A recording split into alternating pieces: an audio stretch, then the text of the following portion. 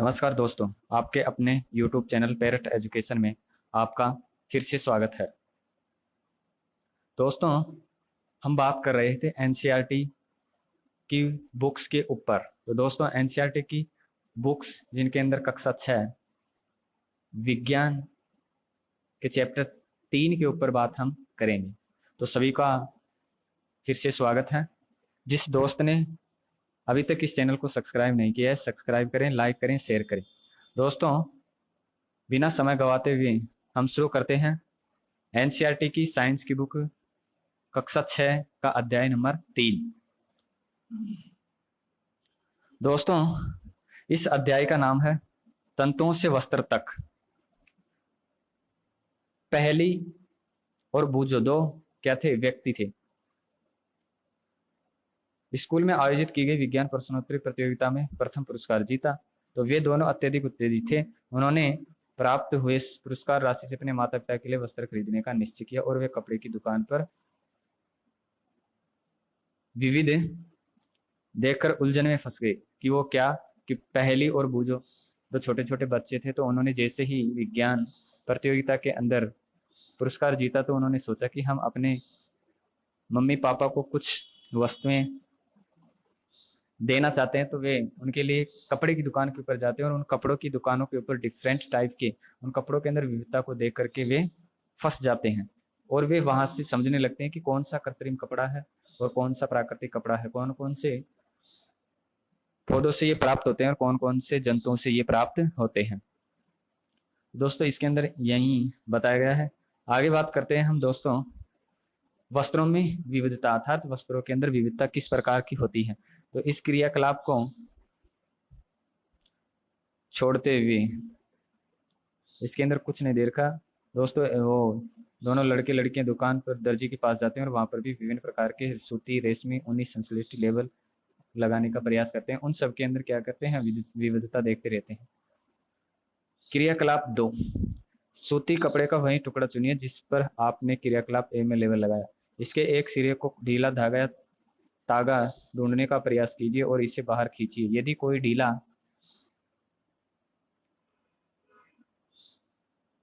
धागा दिखाई न दे तो पिन अथवा सुई की सहायता से आप एक धागा धीरे धीरे बाहर खींच सकते हैं। हम यह देखते हैं कि धागों को एक साथ व्यवस्थित करने पर वस्त्र बना है। ये तागे किसे कहते हैं? तो दोस्तों, अब बात करेंगे हम इसके महत्वपूर्ण जो बिंदु हैं उनके ऊपर। क्रियाकलाप 3 और ये महत्वपूर्ण बिंदु तंतु। क्या होते हैं तंतु? किस प्रकार से तंतुओं से धागे का निर्माण होता है और धागों से हजो वस्त्रों का निर्माण हो जाता है। तो दोस्तों, अभी इसके ऊपर हम विस्तार से बात करने वाले हैं।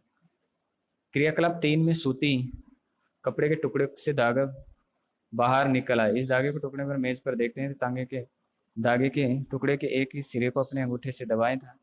धागे के दूसरे सिरे को इसकी लंबाई के अनुदिश दर्शाएं अनुसार अपने नाखून से खरोचिए और आप एक सिरे पर देखेंगे कि पतली पतली लड़ियां विखंडित हो।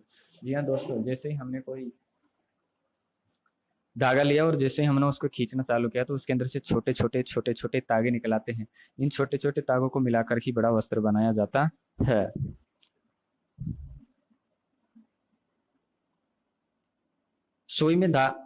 सुई में तागे को पिरोने का प्रयास समय भी अपने आप ऐसा ही परीक्षण किया होगा। कई बार तागे का यह सिरा कुछ पतली लड़ियों में पृथक हो जाता है। ऐसा होने पर तागे की सुई के नोक से गुजरना कठिन हो जाता है। तागे की ये दिखाई देने वाली पतली लड़ियां भी और अधिक पतली लड़ियों से मिलकर के बनी होती है। इसे ही तंतु कहते हैं। तो कागज जो पतली पतली लड़ियां होती है वे भी छोटे छोटे तंतुओं से या तागों से मिलकर के बनी होती है, इसलिए इनको तंतु कहते हैं। वस्त्र तागों से मिलकर बनते हैं तथा तागे भी आगे तंतुओं से मिलकर के बने होते हैं। ये तंतु कहाँ से आते हैं, इसकी बात करते हैं कि ये जो तंतु होते हैं ये हमें कहाँ कहाँ से प्राप्त होते हैं। कुछ वस्त्र जैसे सूती, जूट, रेशमी और ऊनी के तंतु पादपों और जंतुओं से प्राप्त होते हैं। इन्हें प्राकृतिक तंतु कहते हैं। जी हाँ दोस्तों, प्राकृतिक तंतु किसे कहते हैं? जो हमें प्रकृति से प्राप्त होते हैं, जिसके अंदर सूती, जूट और रेशमी और ऊनी कपड़े हैं जो इसके अंदर आते हैं। रुई तथा जूट पादपों से प्राप्त होने वाले तंतुओं के उदाहरण हैं। ऊन तथा रेशम जंतुओं से प्राप्त होते हैं। ऊन भेड़ तथा बकरी की कर्तित ऊन से प्राप्त होते हैं। इसे खरगोश, याक या ऊंटों के बालों से भी प्राप्त किया जाता है। रेशमी तंतु रेशम कीट के कोकून से प्राप्त किया जाता है। हजारों वर्ष तक वस्त्र निर्माण में केवल प्राकृतिक तंतु का ही उपयोग किया गया है। पिछले 100 सालों में वर्षों से ऐसे रासायनिक पदार्थ जिनका स्रोत पादप अथवा जंतु नहीं है तंतुओं का निर्माण किया जा रहा है, वहाँ ये संश्लेषित तंतु कहलाते हैं, जिन्हें आर्टिफिशियल फाइबर कहते हैं। ये होते हैं पॉलिएस्टर, नायलॉन और एक्रिलिक संश्लेषित तंतुओं के उदाहरण हैं। दोस्तों आगे बात करते हैं। भूजों ने ये दिखाई गई कुछ वस्तुओं का संग्रह किया और उन्हें योद्धा पहनते हैं और जानना चाहते हैं कि ये कौन से होते हैं। तो तागे के पतले तंतु में खंडित धागा पतली लड़ी से खंडित हो जाता है। आगे बात करते हैं दोस्तों कुछ पादपों तंतु। आगे बात करते हैं दोस्तों कुछ पादप तंतु, जिसके अंदर पहले नंबर पे आती है रुई। रुई हमें कहाँ से प्राप्त होती है, किस किस पेड़ पौधों से हमें रुई प्राप्त होती है और ये क्या काम आता है, किस प्रकार से हम रुई को पेड़ पौधों से अलग करते हैं, तो इसके ऊपर बात करेंगे। क्या आपने कभी तेल के लैंपों की बत्तियां बनाई हैं? इन बत्तियों को बनाने के लिए आप क्या उपयोग में लेते थे? इस प्रकार के उपयोग गद्दे, रजाइयों और तकियों में भी किया जाता है। रुई कहाँ से आती है? इसे खेतों में उगाया जाता है। साधारणतः कपास के पौधे वहां उगाए जाते हैं जहां मृदा की काली और जलवायु उष्ण होती है। मृदा काली और जलवायु कैसी? उष्ण। क्या आप ऐसे कुछ राज्यों के नाम बता सकते हैं जहां पर हमारे देश में कपास की खेती? कपास पादप के फल को कपास गोलक लगभग नींबू की माप के होते हैं। पूर्व परिपक्व होने पर बीज टूटकर खुल जाते हैं तथा अब कपास तंतुओं से ढके बिनौले यानी कपास के बीज को देखा जाता है। क्या आपने ऐसा कपास खेत देखा है जो कपास चुनने के लिए तैयार हो? इस समय खेत कपास के परिफुल्लों यानी रोगों से इतने सफेद हो जाते हैं जैसे हिम से ढक लिया गया हो। दोस्तों ये कपास का खेत है जिसके अंदर ये कपास जो अपने डोडो के अंदर से बाहर आ रही है। आगे बात करते हैं कपास के अंदर दोस्तों।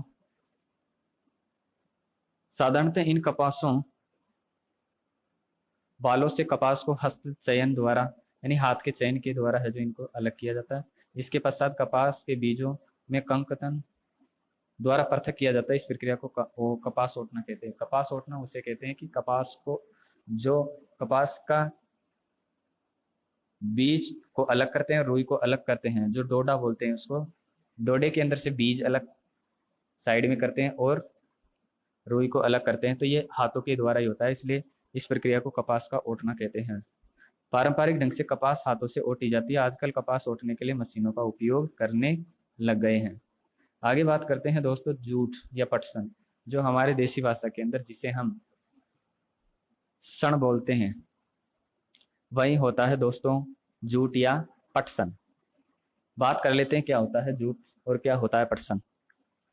पटसन तंतुओं को पटसन पादप तने से प्राप्त किया जाता है। भारत में इसकी खेती वर्षा ऋतु में होती है। प्रमुख रूप से पश्चिमी बिहार, असम उगाया जाता है। सामान्यतः पटसन पादप को पुष्पन अवस्था में काटते हैं। फसल कटाई के पश्चात पादपों के तनों को कुछ दिनों तक जल में डुबो कर रखते हैं। ऐसा करने पर तने गल जाते हैं और उन्हें पटसन तंतु से हाथ द्वारा पृथक कर लिया जाता है। वस्त्र बनाने से पहले इन सभी तंतुओं को धागों में परिवर्तित कर लिया जाता है। और ऐसा कैसे किया जाता है, तो आइए इसके ऊपर थोड़ी सी विस्तार कर लेते हैं। सूती धागे की कताई। क्रियाकलाप 4। एक हाथ में कुछ रुई, दूसरे हाथ में अंगूठे और तर्जनी के बीच कुछ रुई की चुटकियां भरिए और धीरे धीरे रुई से बाहर की ओर खींचिए। रेशों को लगातार ऐंठन भी रहती है। जी हाँ, रेशों से धागा बनाने की प्रक्रिया को कताई कहते हैं। जी हाँ दोस्तों, ये रेशों से जो धागा बनाने की प्रक्रिया है उसको कताई कहते हैं। इस प्रक्रिया में रुई के एक पुंज से रेशों को खींचकर ऐंठते हैं।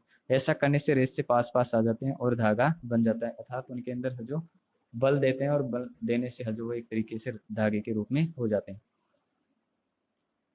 कताई के लिए एक सरल युक्ति हस्त तकुआ का उपयोग किया जिसे तकली कहते हैं। तो कताई के लिए जो सरल विधि काम में ली जाती है उसको हस्त तकुआ कहते हैं, इसे तकली भी कहते हैं। हाथ से प्रचलित कताई में उपयोग होने वाले एक अन्य युक्ति चरखा भी होता है। जी हाँ दोस्तों, चरखे से भी है जो धागे बनाए जाते हैं। चरखे के उपयोग से राष्ट्रपिता महात्मा गांधी ने स्वतंत्रता आंदोलन के एक पक्ष के रूप में लोकप्रियता प्रदान की। उन्होंने लोगों को हाथ कतई धागों से बुने वस्त्रों को पहनने और ब्रिटेन की मिलों में बने आयाती कपड़ों को बहिष्कार करने के लिए प्रोत्साहित किया था। किसने किया था? महात्मा गांधी ने। उन्होंने वे ऐसा बोलते थे कि चरखे से ही धागे बनाएं और उसी से ही है जो कपड़े बना करके भारत के अंदर पहनने चाहिए। दोस्तों ये देखो चरखा है, चरखे से धागे बनाए जा रहे हैं, इनमें ऐठन दे करके भी धागे बनाए जाते हैं। वृहद पैमाने पर तागों की कताई पर कार्य कताई मशीनों की सहायता से किया जाता है। कताई पश्चात धागों का उपयोग वस्त्र बनाने में किया जाता है।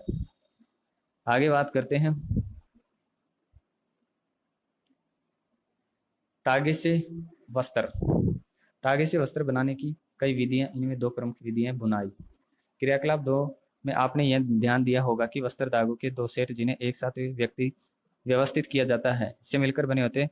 तागों के दो सेटों को आपस में व्यवस्थित करके वस्त्र बनाने की प्रक्रिया को बुनाई या वीविंग कहते हैं। जी हाँ दोस्तों, बुनाई किसे कहते हैं कि आपस में तागों को सेट करके एक व्यवस्थित रूप के अंदर वस्त्र का निर्माण किया जाता है, इस प्रक्रिया को बुनाई कहते हैं। आइए कागज की कुछ पट्टियों को बुनने का प्रयास करते हैं। भिन्न रंगों के दो कागज की शीट लीजिए, दोनों में से 300 सेंटीमीटर लंबाई और 300 सेंटीमीटर चौड़ाई की वर्गाकार शीट काटिए। अब इन दोनों शीटों का आधा मोड़िए, एक शीट पर दिखाए अनुसार रेखाएं खींचिए और दूसरी शीट पर दिखाए अनुसार रेखाएं खींचिए। दोनों शीटों को खींचकर अलग रेखाओं के अनुदिश काटे और फिर शीटों को मोड़ने को खोलने इन्हें फैला लीजिए और एक शीट की पट्टी को एक एक करके दूसरी शीट में काट दो। तो इस प्रकार से हम है जो कागज की पट्टियों से भी बुनाई कर सकते हैं। इसी ढंग से तागों के दो सेटों को बुनकर वस्त्र बनाए जाते हैं। धागे वास्तव में कागज की पट्टियों की तुलना में बहुत पतले होते हैं। वस्त्रों की बुनाई करघों पर की जाती। किसके ऊपर की जाती? करघों के ऊपर वस्त्रों की बुनाई की जाती है। करघे जो कि हस्त प्रचालित होते हैं, जो हाथ से चलाने वाले, और विद्युत प्रचालित भी होते हैं, विद्युत से चलने वाले भी होते हैं। आगे बात करते हैं दोस्तों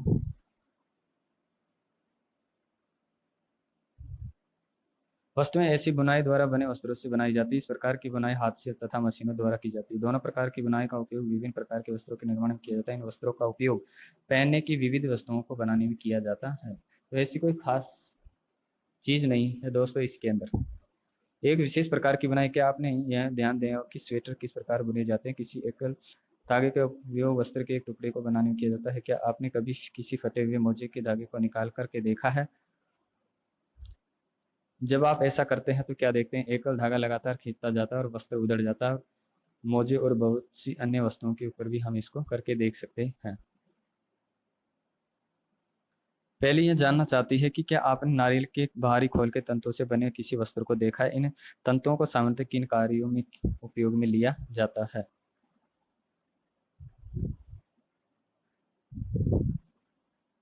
वस्त्र सामग्री का इतिहास, कहाँ से वस्त्र आता है उसके बारे में बात करते हैं।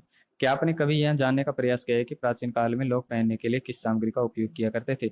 वस्त्रों के लिए विश्व में पूरे प्रमाणों से ऐसा प्रतीत होता है कि प्रारंभ में लोग वृक्षों की छाल, बड़ी बड़ी पत्तियों और जंतुओं की चर्म और समूर से अपने शरीर को ढकते हैं। कृषि समुदाय में बसना आरंभ करने के पश्चात लोगों ने पतली पतली टहनियां तथा घासों को बुनकर चटाई और डेलियां बनाना सीखा। लताओं, जंतुओं की उन अथवा बालों को आपस में ऐंठन देकर लड़ी बनाई, इनको बनकर वस्त्र तैयार किए। पूर्व में भारतवासी रुई से बने वस्त्र पहनते थे जो गंगा नदी के निकटवर्ती क्षेत्र में उगाए जाते हैं। फ्लेक्स भी एक ही प्रकार का क्या है? पादप है। जी हाँ दोस्तों, फ्लेक्स भी एक प्रकार का पादप है जो हमें प्राकृतिक तंतु प्राप्त करते हैं। आगे पढ़ते हैं दोस्तों जल्दी जल्दी। मैं वस्त्रों को बनाने के लिए रुई और फ्लेक्स की कृषि नील नदी के निकटवर्ती क्षेत्रों में की जाती है। तो फ्लेक्स क्या है? एक तरीके का पौधा है।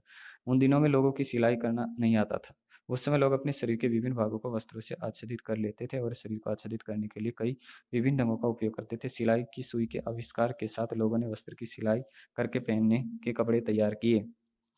इस आविष्कार के पश्चात सिले कपड़ा में बहुत सी भिन्नताएं आ गई थी। क्या परंतु क्या आश्चर्यजनक बात है कि आज भी साड़ियाँ, धोती, लुंगियां और पगड़ियों को बिना सिले वस्त्रों का उपयोग किया जाता है। इस प्रकार से हमारे देश में खाए गए भोजन में विविधता होती है तो हमारे कपड़ों के अंदर भी विविधता होती है। इसके अंदर कुछ महत्वपूर्ण बिंदु जो समाप्त हो गए, ये चैप्टर समाप्त हो गया। वस्त्र सामग्री का इतिहास के ऊपर बात कर ली हमने। एक विशेष प्रकार की बुनाई के ऊपर बात कर ली। वस्त्रों की बुनाई करने वाले को करघो कहते हैं, जी हाँ। और आगे हमने बात की थी बुनाई, धागे से वस्त्र, सूती धागे की कताई, जूट और रुई, तंतु और सामान्य जानकारी और वस्त्रों के अंदर विविधता, तो इनके ऊपर हमने बात की है। आगे बात करते हैं प्रमुख शब्द। रोई, रोई की हमने बात कर ली है, जो हमें कपास से प्राप्त होती है। वस्त्र, इन छोटे छोटे जो धागे होते हैं उन धागों को एक साथ जोड़ करके वस्त्र का निर्माण करते हैं। तंतु, जैसे एक छोटे से धागे समान रूपी जो संरचना होती है जिसका एक ही इकाई होगा वो तंतु कहलाता है। कताई, रोई को उनसे अलग करने की प्रक्रिया को कताई कहते हैं। बुनाई, वस्त्र बुनने की प्रक्रिया होती है उसको बुनाई कहते हैं। और तागा, तागा सबसे छोटी इकाई एक लग जिसे हम बोल सकते हैं वो तागा होता है। तागा मिल मिल करके वस्त्रों का निर्माण करते हैं। तो दोस्तों अब सारांश के ऊपर बात कर लेते हैं। वस्त्र सामग्री अथवा वस्त्रों में विविधता होती है, जैसे सूती, रेशमी, ऊनी और पॉलिएस्टर। वस्त्र धागों से बनते हैं जिन्हें तंतुओं से बनाया जाता है। तंतु जो प्राकृतिक होते हैं, संश्लेषित होते हैं। रेशम, ऊन और जूट कुछ प्राकृतिक तंतु, जबकि लाइनन और पॉलिएस्टर है जो संश्लेषित होते हैं अर्थात कृत्रिम होते हैं। रुई और जूट तंतु पादपों से प्राप्त होते हैं। तंतुओं से तागा बनाने की प्रक्रिया को कताई कहते हैं। जी हाँ दोस्तों, तागों की बुनाई दो प्रकार से की जाती है जिसे वस्त्र कहते हैं। अभ्यास के प्रश्न देख लेते हैं। निम्नलिखित तंतुओं को प्राकृतिक और संश्लेषित में वर्गीकृत कीजिए। जो हमारे पास पहला क्वेश्चन है उसके ऊपर बात कर रहे हैं। तो हम पहले बात करेंगे प्राकृतिक के ऊपर। प्राकृतिक के अंदर ऊन आ जाती है, रुई आ जाती है और रेशम और पटसन, ये प्राकृतिक होते हैं।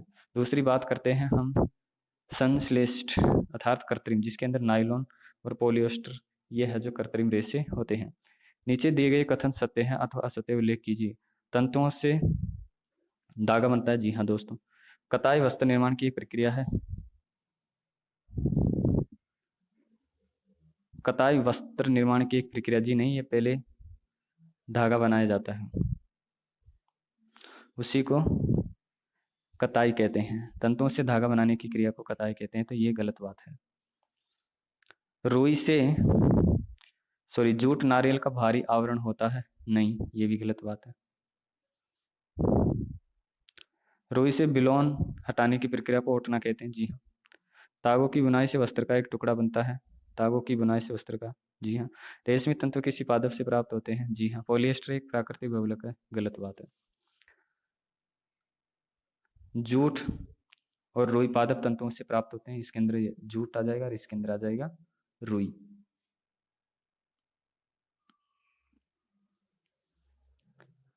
रेशमी, जो रेशमी धागा होता है वह पेड़ पौधे से प्राप्त होता है, लेकिन एक कीट के द्वारा इसको प्राप्त किया जाता है। चमड़ा, चमड़ा एक है जो जांतव तंतु होता है। जांतव तंतु वे तंतु होते हैं जो हमें जंतुओं से प्राप्त होते हैं। आगे, रुई तथा जूट पादप के किन भागों से प्राप्त होते हैं? नारियल तंतु से बनने वाली दो वस्तुओं के नाम और तंतु से धागा निर्मित करने की प्रक्रिया। नारियल तंतु से बनी हुई दो वस्तुओं के नाम, जैसे छोटे छोटे टोकरी वोकरी ऐसी बनाए जाते हैं। रुई और पटसन के किन किन भागों से प्राप्त होता है? तो बाहरी आवरण से और उनके डोडे से।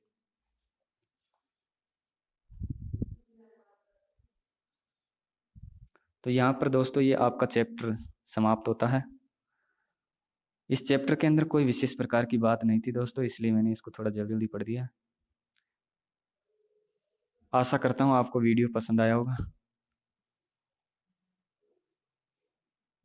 आने पर दोस्तों, जिसने अभी तक इस चैनल को सब्सक्राइब नहीं किया, सब्सक्राइब करें, शेयर करें, लाइक करें। आगे बात करेंगे चैप्टर नंबर 4 की। धन्यवाद।